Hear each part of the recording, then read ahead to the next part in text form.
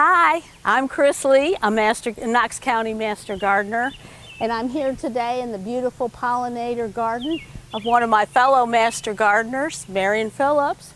And today we're going to talk about an important topic, deadheading, to encourage growth in your garden and to keep things reblooming. So, what is deadheading? Deadheading is simply a very simple thing. It's just removing spent blossoms from your plants, and we're going to actually do that in a few moments. It's a very important thing. It produces more energy for the plant. It basically keeps the plant in flower production instead of going into seed production, which is part of the plant's life cycle. And now we're going to talk about, before we get into actually hands-on how to deadhead, we're going to talk a little bit about the multiple benefits of deadheading, and there are several. The first, of course, is that the general appearance of the garden is maintained. With a good appearance, you keep the show going, as some gardeners say. And it's very important because you keep your pollinators going, and it also keeps the garden in good shape, and you don't have so many pests and pathogens. Secondly, it's very important for the health and performance of the plants. The plants do well when you cut back because it forces energy into the foliage and roots of the plant, and therefore creating hardier plants. So that's another benefit of deadheading. A third benefit is reblooming, and that's one a lot of people talk about probably the most. We want to keep this beautiful area always in bloom. So we're going to talk about that some more. And finally, those plants that are what we call self-seeders, it keeps them in check. Many of you know columbine, and you know that columbine, if you have one columbine, you'll have many in the future. There's a couple other benefits I'd like just to mention.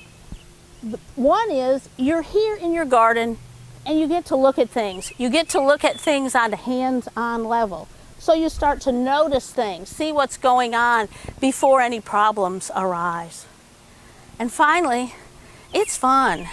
It's a relaxing, meditative opportunity for you to be outside. And a lot of us really like gardening because we're outside. So that's a real advantage to be out here in nature. And you get the benefit of having a beautiful garden as a result of all your efforts. Okay, so when we come to the question of how to deadhead, we have chosen a specific area to work on today. Sometimes when you have a garden task, if you look at the task in its entirety, it seems overwhelming. But today we're going to focus on this bed, so we're working on one section. The second consideration is what tools do you need when you deadhead? There are several things you need. It's always good to have some gloves because it protects yourself. And then there are various tools of various sizes that may be useful. These, for example, are the smallest tools, snips. And they're very good for small flowers and getting in small areas, making good cuts that offer minimal damage to the plant.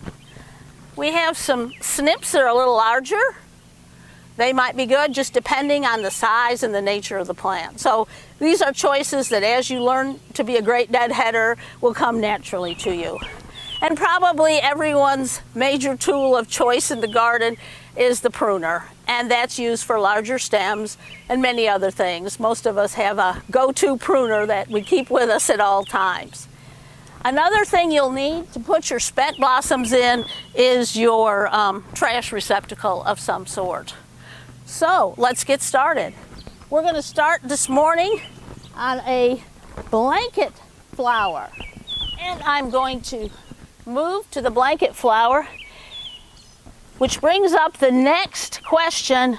Where is the cutting point? I think often asked by gardeners, where exactly do you want to cut this spent bloom? And you can see it is spent. It's very faded and almost gone. So we're going back to the next leaf bud or emerging bud, leaf node or emerging bud. So we have tidied up our plant and made it look better by getting the first cut made. And this plant, it's a beautiful plant, it's doing well, but there's some of it that have been past their prime, so to speak. So we are going to continue to make cuts. And we could continue along this entire plant. A lot of it is still looking pretty good. Here's one over here that might need some of our assistance. But you just continue, keep assessing your plant as you do this, and make cuts as you go along. Now, many gardeners are not such tool addicts as some of us are, and they just use their finger and their thumb. And I'm going to move to the salvia here. And the salvia is an example of something that you can look at and pinch back to the newest leaf node. And that just came off very easily in my finger. You can see that was pretty easy. We'll put it in our spent bucket. And you continue through this plant. That kind of activity. We're going to move to another section of the garden and look at using pruners. We've moved over to the Victoria Blue Salvia, and you can see this has bigger stems, and so we've changed to our pruner as the most effective implement to do our deadheading. And it's the same process. With a pruner, you usually try to make a 45-degree angle to create as least plant damage as possible. So these spent blooms, the plant in general is looking lovely. There's a lot of bees on it right now, but there are some spent blooms, and we're going to try to clean those up with our pruners. Very easy process, but doesn't it look so much better?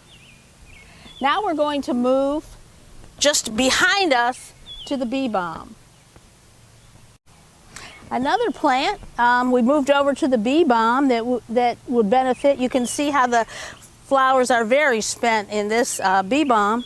And we're going down to where we see the next new leaf and new growth. I don't know if we can see the new growth, but there's definitely new growth down here. But we're taking off all this growth where there are no more new leaves or new buds emerging. And here's another example. We don't have to go so far down this one where the new growth is emerging. So that's a good plant for pruners. And just behind me is a butterfly bush, and that also is probably very effective to be done with the pruners. So you see quite a few spent blooms, and we just merely go in to the next leaf node and trim off these blossoms to make them look better. An easy task, but doesn't it look so much nicer? Oh, look, and there's a butterfly. Wonderful. See? It's already benefiting from our deadheading. They like us. The plants are making the plants thrive. Now we're going to move to another area.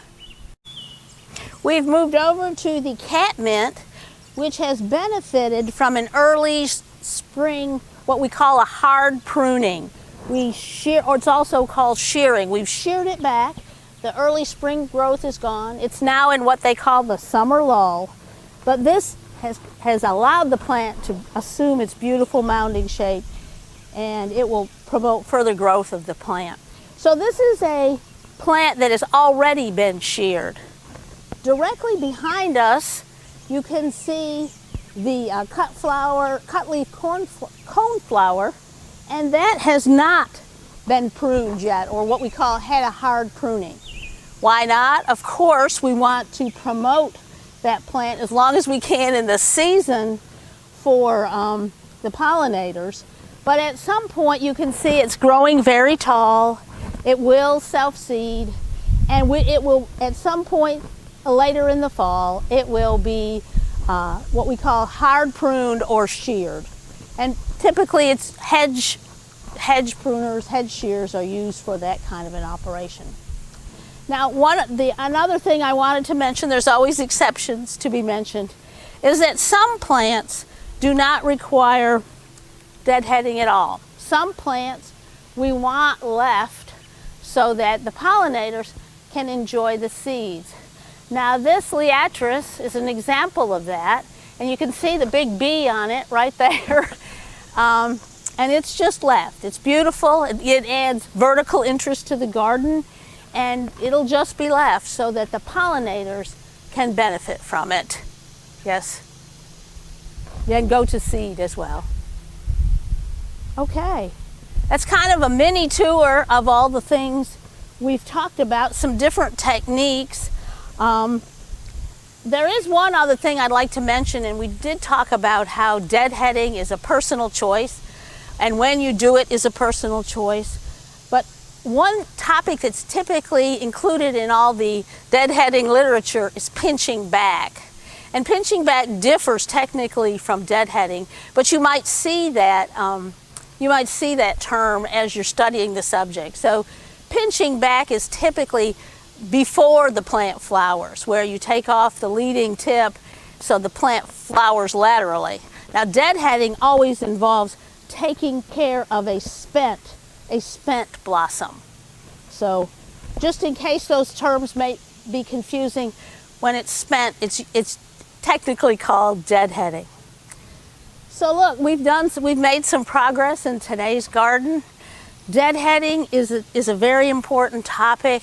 To me, good maintenance is the heart of gardening. And so I think if you can follow some of the tips we've mentioned today, it'll help your garden look healthier, lusher, and generally stay in bloom, which is really what you want.